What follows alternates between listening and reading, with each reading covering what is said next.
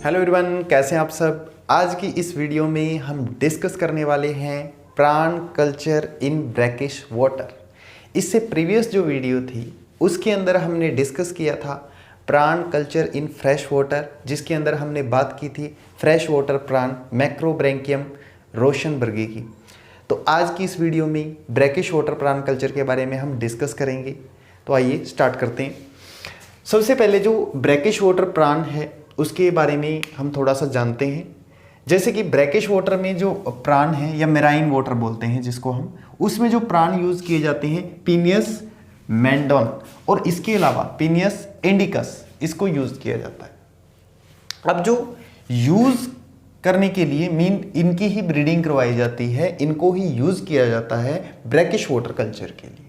अब इनको यूज किया जाएगा तो इनको यूज करने के लिए कौन कौन से स्टेप होंगे। सबसे पहले तो इसके अंदर ब्रैकिश वाटर को अगर हमें ब्रैकिश वाटर कल्चर करना है तो इसके लिए सबसे जरूरी चीज है कि साइट का जो सिलेक्शन है सबसे इंपॉर्टेंट हो जाता है। साइट को हम कहाँ पे एडजस्ट करें, सबसे पहले तो ये सबसे इंपॉर्टेंट थिंग है। उसके बाद कलेक्शन होती है ब्रूड्स की। जो ब्रूड्स है उनका, breeds mean mature male and mature female, उनको एक पॉन्ड के अंदर या जो साइट हमने सेलेक्ट की है उसके अंदर उनको रख दिया जाता है। अब नेक्स्ट में जैसे कि मेटिंग हो जाती है, स्पॉनिंग हो जाती है दोनों की, वहां पे मेटिंग होगी, स्पॉनिंग, मेटिंग एंड स्पॉनिंग, ठीक है। हैचिंग एंड डेवलपमेंट इसके बाद हम रीड करेंगे। अब सबसे पहले जैसे सिलेक्शन ऑफ साइट है, ये सबसे इंपॉर्टेंट है। सिलेक्शन कुछ ऐसी जगह से दूर होनी चाहिए जैसे should be away from beach and should be regular in site, मतलब बीच से दूर होनी चाहिए और रेगुलर साइज की होनी चाहिए, शेप भी रेगुलर होना चाहिए, इवन कि इनका जो बॉटम है वो भी सेम वाटर लेवल का होना चाहिए। अब मोस्ट सूटेबल जो लोकेशन रहेगी, जो टाइडल फ्लोट है, मार्सिस लैंड है या फिर एस्चुरीज के आसपास की जो लैंड है वो मोस्ट सूटेबल लैंड रहती है इनकी जो साइट है उसके लिए। अब जैसे ही हमने साइट को सिलेक्ट किया, साइट कहाँ पे होनी चाहिए, जो ब्रैकिश या सी है उससे दूर होनी चाहिए, ब्रैकिश वाटर से, एस्चुरीज के पास हो सकती है, ठीक है। इसके अलावा कोई रिवर के पास हो सकती है। अब जैसे कि हमने साइट को सिलेक्ट कर लिया, अब हमारा है दूसरा स्टेप, कलेक्शन ऑफ ब्रूड्स। जैसे हम ब्रूड्स का कलेक्शन करेंगे, जो ब्रूड्स हैं मैच्योर पेयर को कलेक्ट करेंगे और इनको कलेक्ट करने के बाद कहाँ से कलेक्ट करेंगे, हो सकता है कि हम इनको सी वाटर से कलेक्ट करें, सी से हम इनको कलेक्ट कर सकते हैं।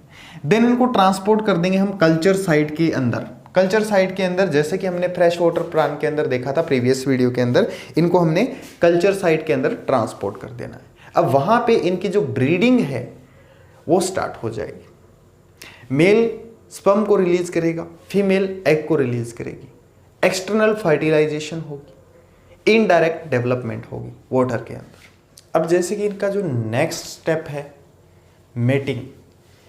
अब मेटिंग एंड स्पॉनिंग, जैसे कि मेटिंग है, मेटिंग में क्या होगा, अ पेयर ऑफ ब्रूड्स आपस में मेट करेंगे, कोपुलेशन होगा उनके अंदर एंड जो पेयर होगा वो 250 लीटर के टैंक के अंदर छोड़ दिया जाएगा। यहाँ पे मेटिंग के बाद क्या होगा, वो जो फीमेल है वो एग लेइंग करेगी कोपुलेशन के बाद। कोपुलेशन के बाद 3 और 4 मिनट में जो एक पीनस जैपोनिकस है, ये वाला 3 या 4 मिनट लेता है एग देने के लिए, एग लेइंग करने के लिए, और 80 मिनट लगती हैं पीनस मोनोडोन के अंदर, ठीक है, पीनस मोनोडोन के अंदर। उसके बाद हमारा जो नेक्स्ट स्टेप है वो है हैचिंग एंड डेवलपमेंट। अब हैचिंग होगी तो सबसे पहले एक चीज सामने आती है, एग सबसे पहले किसके अंदर चेंज होगा, लार्वा के अंदर चेंज होगा, क्योंकि इसके अंदर हमने देखा कि इनडायरेक्ट डेवलपमेंट है, ठीक है। तो एग सबसे पहले लार्वा के अंदर चेंज होगा। लार्वा का नाम है नेपोलियस लार्वा और वो नेपोलियस लार्वा धीरे धीरे चेंजेस डेवलपमेंट होगी, मेटामॉर्फोसिस होगी, वो चेंज हो जाएगा एक मैच्योर प्राण के अंदर। देखते हैं अब कैसे होगा। सबसे पहले जो एग्स हैं रिलीज होंगे वाटर के अंदर, जैसे ही फर्टिलाइजेशन होगी जो मेल है वो स्पर्मेटो फोर्स रिलीज करेगा एक्सटर्नल फर्टिलाइजेशन होती है। जैसे ही फर्टिलाइजेशन होगी, जो फर्टिलाइज्ड एग हैं वो बॉटम के अंदर चले जाएंगे और सेटल डाउन एट बॉटम, ठीक है, पानी के अंदर नीचे बैठ जाएंगे। हैचिंग अकर आफ्टर 8 और 9 आवर, 8 और 9 आवर के बाद इसके अंदर हैचिंग स्टार्ट हो जाती है। The nauplius larva are formed, ये सबसे इंपॉर्टेंट लाइन है, which larva are formed in brackish water culture. तो नेपोलियस लार्वा है पी मेंडन, ठीक है, पीनस मेंडन या पीनस जैपोनिकस, इनके अंदर जो लार्वा प्रोड्यूस होता है वो नेपोलियस लार्वा है। यहां से इसका नाम पूछ लिया जाता है कई बार। Larva undergo metamorphosis to change into adult, जो लार्वा है मेटामॉर्फोसिस के अंदर जाएगा और एक अडल्ट के अंदर चेंज हो जाएगा। अब जो मेटामॉर्फोसिस होगी इसके अंदर, इसके दौरान हमें किन किन बातों का ध्यान रखना पड़ेगा। सबसे मेन थिंग्स क्या है कि एक मेटामॉर्फोसिस हो रही है नेपोलियस लार्वा के अंदर, तो उसके दौरान हमें किन किन बातों का ध्यान रखना पड़ेगा। सबसे पहली थिंग है कि जिसके अंदर, जिस पानी के अंदर या जिस वाटर के अंदर इनको छोड़ा गया है, ब्रैकिश वाटर का जो टेम्परेचर है वो 25 से 29 डिग्री सेल्सियस तक का होना चाहिए। वाटर क्लियर होना चाहिए और जो सैलिनिटी है वाटर की वो 28 टू 30% के लगभग होनी चाहिए। सैलिनिटी मतलब उसके अंदर सोल्ट की जो अमाउंट होगी वो 28 से 30% तक की हो सकती है। वाटर का टेम्परेचर, पीएच, ठीक है, टेम्परेचर तो हमने डिस्कस कर लिया। जो पीएच है वो 8 होना चाहिए, मतलब हल्का सा एल्केलाइन, हल्का सा एल्केलाइन बोल सकते हैं, ठीक है, एसिडिक की तरफ नहीं होना चाहिए, हल्का सा एल्केलाइन होना चाहिए। ऑक्सीजन लेवल 5 से 9.2 ppm, ठीक है, ppm तक का ऑक्सीजन लेवल होना चाहिए। अब डेवलपमेंट इसके अंदर होती है इनडायरेक्ट डेवलपमेंट मीन ये लार्वल स्टेज से धीरे धीरे एक अडल्ट प्राण के अंदर चेंज होते हैं, और जो लार्वल स्टेज है इनके अंदर वो पूरी की पूरी जो प्रॉपर डेवलपमेंट होगी, the proper development take place in darkness. अगर इसको डार्कनेस मिलेगी तभी इसके अंदर प्रॉपर डेवलपमेंट हो पाएगी, इसको डार्कनेस भी चाहिए, ठीक है। सबसे इंपॉर्टेंट थिंग है नेपोलियस लार्वा, और इस लार्वा को डेवलपमेंट के लिए क्या चीज चाहिए, डार्कनेस चाहिए। यहां से क्वेश्चन ज्यादातर पूछा जाता है। एक बार फटाफट से हम इसको दोबारा से डिस्कस कर लेते हैं। सबसे पहले इस प्राण कल्चर के अंदर, ब्रैकिश वाटर के अंदर सबसे पहला जो स्टेप था हमने पढ़ा selection of site, selection of site. इसके अंदर हमने साइट का सिलेक्शन किया। साइट कहाँ होनी चाहिए, अवे फ्रॉम बैंक्स, ठीक है, या सी शोर, इनसे दूर होनी चाहिए। और होनी कहाँ पे चाहिए, लगभग जो इसकी पोजीशन है वो कहाँ पे होनी चाहिए, पोजीशन इसकी होनी चाहिए नियर टू एस्चुरीज, यहां पे इसकी पोजीशन होनी चाहिए। दूसरा स्टेप, ये हमने सेटल कर दी साइट को सेटल करने के बाद जो दूसरा स्टेप आता है हमारा, आता है कलेक्शन ऑफ ब्रूड्स का कलेक्शन। अब जो कलेक्शन ऑफ ब्रूड्स है, ब्रूड्स का कलेक्शन कहां से किया जाएगा, नेचुरल साइट से किया जाएगा। जो नेचुरल साइट है वो कौन हो सकता है, सी हो सकता है। यहां से इन नेचुरल साइट से ब्रूड्स को कलेक्ट करके कहां पे छोड़ दिया जाएगा, इसको छोड़ दिया जाएगा पॉन्ड्स या आर्टिफिशियल जो साइट हमने डेवलप की है। एक तो पॉन्ड बनाया हो सकता है या आर्टिफिशियल कोई भी साइट हमने डेवलप की हुई है, उसके अंदर इसको छोड़ दिया जाएगा। अब जो थर्ड स्टेप है, थर्ड स्टेप इसका आता है mating and spawning. Mating and spawning में क्या होता है, जैसे ही कोपुलेशन होती है, कोपुलेशन मीन मेटिंग, ठीक है, कोपुलेशन के आफ्टर सम टाइम के बाद, जैसे कि पीनस जैपोनिक्स है, 3 और 4 मिनट के आफ्टर एग लेइंग स्टार्ट कर देता है, ठीक है, एग लेइंग स्टार्ट कर देता है पीनस जैपोनिक्स, पीनस जैपोनिक्स।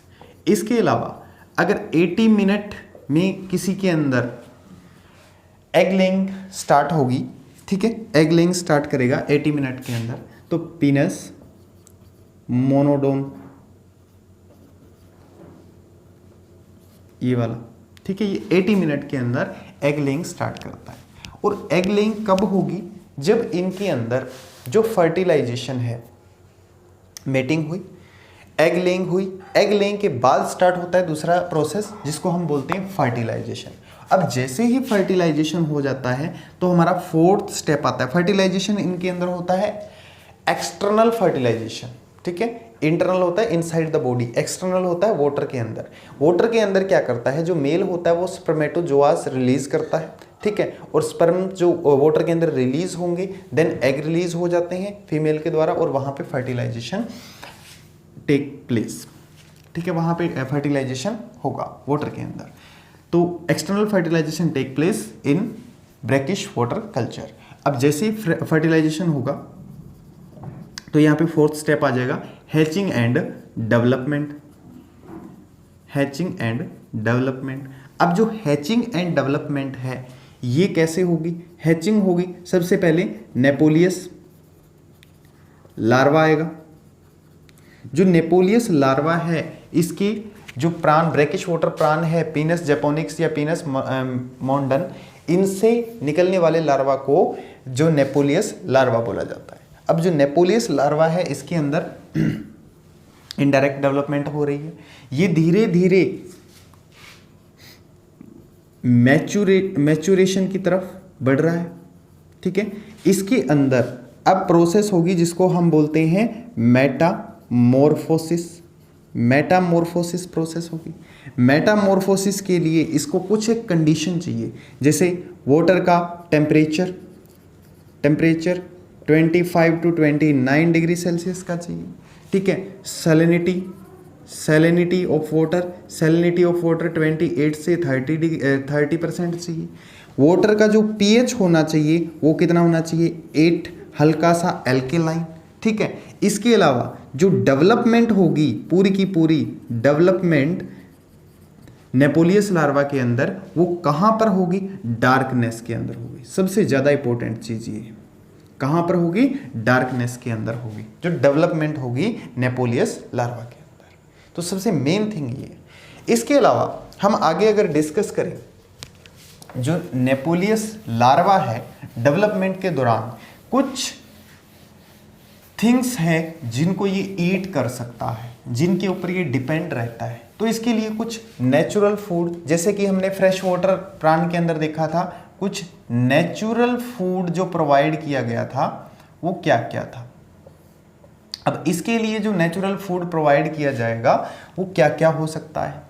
कुछ एक नेचुरल फूड इनके लिए प्रोवाइड किया जाता है, जैसे कि फर्स्ट में हम देखें नेचुरल फूड के रूप में इसके लिए क्या क्या प्रोवाइड किया जा सकता है। फर्स्ट में वही काऊ डंग नेचुरल फूड के लिए, दूसरा क्रस्टेशियंस, और थर्ड कुछ मोलस्क हो सकते हैं, फोर्थ मस्टर्ड हो सकता है। ये कुछ नेचुरल फूड के रूप में इनको प्रोवाइड किया जाता है प्राण को, ठीक है। अर्थवॉर्म हो सकता है, या इसके अलावा हम जो आजकल यूज़ की जा रही है फीड्स या फिर एग बोल सकते हैं, ये यूज़ हो सकते हैं नेचुरल फूड के रूप में। अब नेचुरल फूड के बाद जैसे ही इनके अंदर डेवलपमेंट होती है, ये मैच्योर प्राण के अंदर चेंज हो जाते हैं। अब मैच्योर प्राण को कैच करना इतना आसान नहीं है। इसके लिए कैचिंग, जब इनको कैचिंग किया जाएगा तो इनकी कैचिंग के लिए कास्ट नेट